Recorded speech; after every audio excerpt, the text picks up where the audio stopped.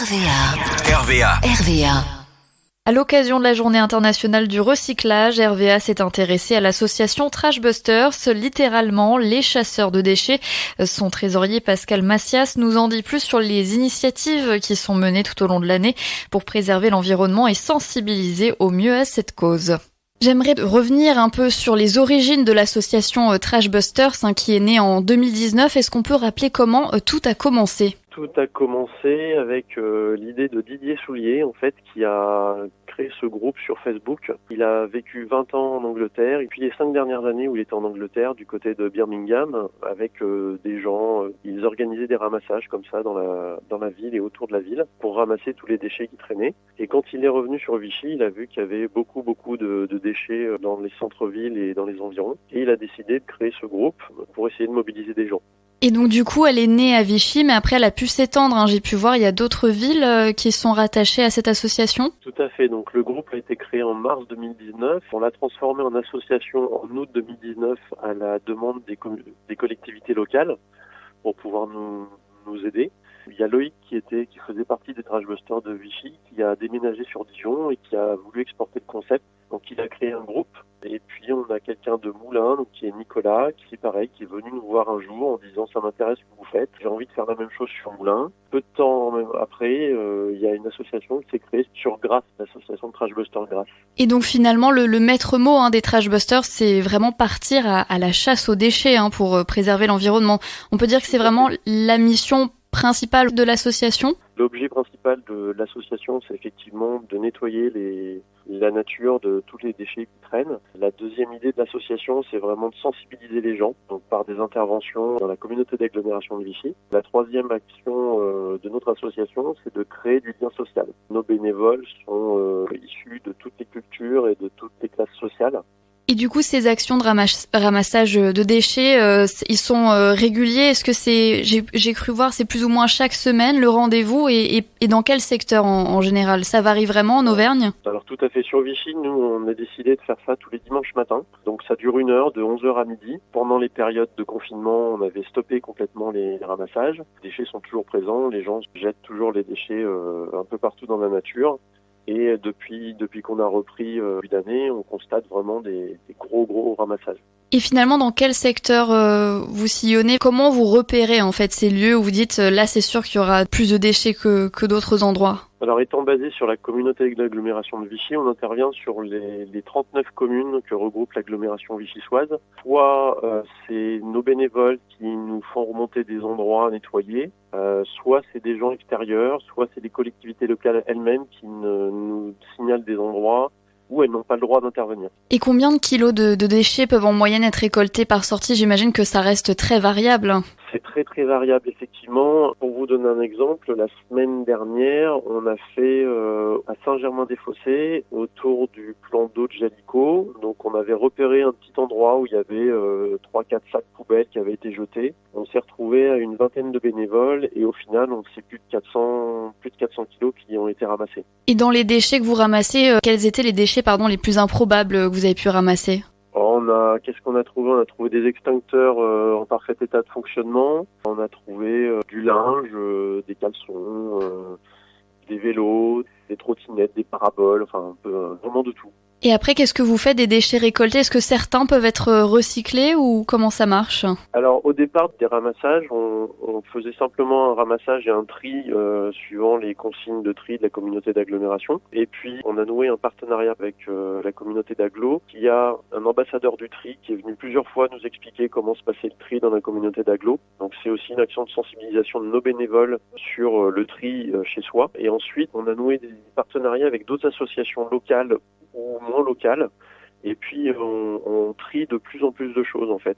On a fait un ramassage un jour autour d'un lycée, d'un gros lycée à Vichy, et on a constaté énormément de mégots de cigarettes. Donc on a décidé de les ramasser à part pour sensibiliser les gens. Et puis on a cherché un moyen de recycler ces mégots plutôt que d'aller les enfouir et que ça pollue à nouveau, puisqu'il faut savoir qu'un mégot de cigarette peut polluer jusqu'à 500 litres d'eau. On a cherché des entreprises en France, et là on est en train de discuter un petit peu avec eux, voir leur méthode de recyclage, qui crée à partir des mégots, dépollués, du mobilier urbain ou alors des isolants pour faire des blousons. Et pour revenir sur ces déchets, je ne sais pas si vous avez l'information, mais sur le temps de décomposition, puisque ça aussi, s'ils sont laissés dans la nature, ça peut mettre des années, voire des siècles pour entre guillemets disparaître. Est-ce qu'on peut rappeler peut-être un morceau de plastique où là vous parliez des mégots, combien de temps ça peut se décomposer en fait, combien de temps de décomposition? Alors tout dépend des déchets. Un trognon de pomme par exemple, bon, c'est 2 semaines à 1 mois, mais c'est écologique, en fait, ça retourne à la terre. Un mégot de cigarette, c'est de 1 à 5 ans, mais ça pollue aussi 500 litres d'eau. Du papier journal, ça peut aller jusqu'à 1 an. Les boîtes de conserve, c'est 50 ans. Les canettes en aluminium, c'est jusqu'à 100 ans. Les sacs plastiques, ça peut aller jusqu'à 450 à 500 ans. Idem pour les bouteilles en plastique. Et le verre jeté dans la nature, ça peut mettre 4000 ans avant de se dégrader. Pour tous ces déchets ou les gros dépôts sauvages qu'on peut constater, est-ce que vous trouvez qu'il y a quand même une amélioration au fil du temps ou malheureusement ça ne désemplit pas? Alors ça dépend des endroits. Souvent, on constate des déchetteries sauvages de déchets de gravats, de déchets industriels, puisque des déchetteries sont malheureusement payantes pour les professionnels et souvent fermées le dimanche, le seul jour où les horaires correspondent pas aux horaires de travail des artisans. Souvent, oui, c'est le genre de déchets qu'on retrouve. Est-ce que vous pensez qu'il y a une réelle prise de conscience quand même, ou il y a encore un manque de bon sens, on pourrait dire? Je sais pas, les gens sont très incivilisés. Certains prennent conscience. Il y a beaucoup de gens qui prennent conscience. Là, la semaine dernière, 2 jeunes filles de CM2 qui sont venues nous voir sur un ramassage parce que dans leur école du Vernet, elles vont faire un exposé sur la pollution et elles étaient intéressées par ce qu'on faisait et très sensibilisées à l'écologie. Donc effectivement, nous, on souhaite intervenir dans les écoles. On veut sensibiliser les jeunes parce que c'est eux qui sensibiliseront leurs parents et c'est leur planète plus tard qui protégeront. Parce que du coup, dans vos bénévoles, on a vraiment toutes les générations confondues ou c'est plus la jeune génération qui se sent touchée Non, on a vraiment toutes les générations. On travaille avec différentes structures associatives ou privées. Il nous arrive de faire des ramassages avec des résidences seniors. C'est quelque chose qui nous tient à cœur, nous, de vraiment créer ce lien social entre les différentes cultures, mais aussi les différentes classes sociales et les différents âges. Et donc dans les projets à venir pour l'association, vraiment, c'est l'aspect pédagogique et préventif où vous voudriez en tout cas accentuer ce point-là pour l'association. Oui, pédagogique, préventif et également d'inciter les collectivités locales de nous soutenir un peu plus et de faire plus d'actions par rapport aux déchets. On est en train de travailler avec la communauté d'Aglo sur justement l'histoire des mégots qui traînent un peu partout. On a des propositions à leur faire sur les poubelles jaunes aussi qui sont un petit peu peut-être pas assez présentes en ville pour faire du tri.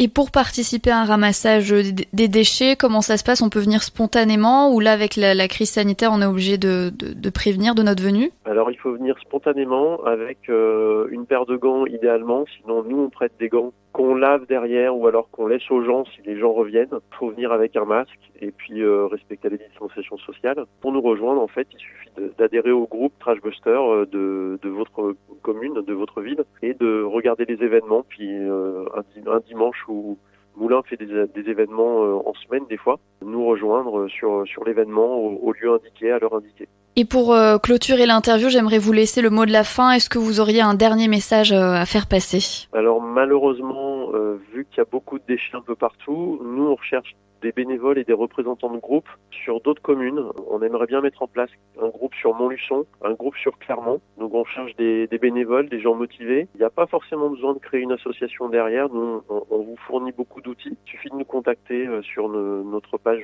Facebook ou par mail à l'adresse nettoyonsdelanature@trashbuster.fr et toutes les bonnes âmes sont les bienvenues.